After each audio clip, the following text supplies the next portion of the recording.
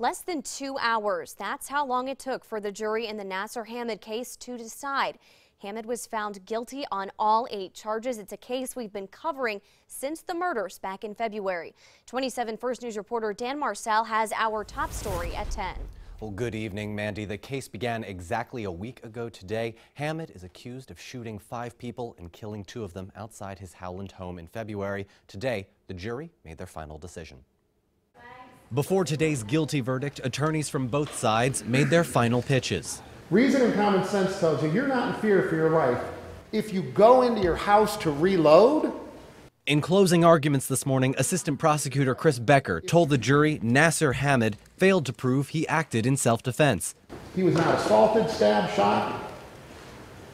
He shot someone who was standing there with nothing in their hands. But Hamad's defense team says otherwise. We need to remember what was in his mind. And again, subjective, put yourself in his shoes.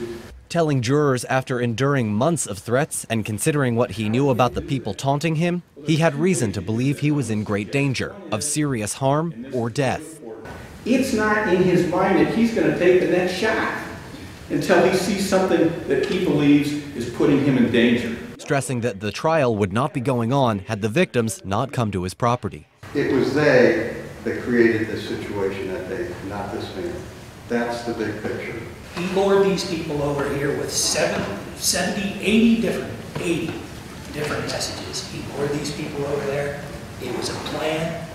He knew what he was doing, and he executed it flawlessly. In the end, the jury convicted Hamad on all 8 charges. 2 counts of aggravated murder, 6 counts of attempted aggravated murder. Phase 2 of the trial will begin either Wednesday morning or Thursday afternoon. Because of the aggravating circumstances of the murder charges, the same jurors could give Hamad the death penalty. We were unable to get any comment from the prosecutors or the defense afterwards because of a gag order, but we will continue to cover this case here on TV and online at WKBN.com. In the studio, Dan Marcel, 27 First News at 10.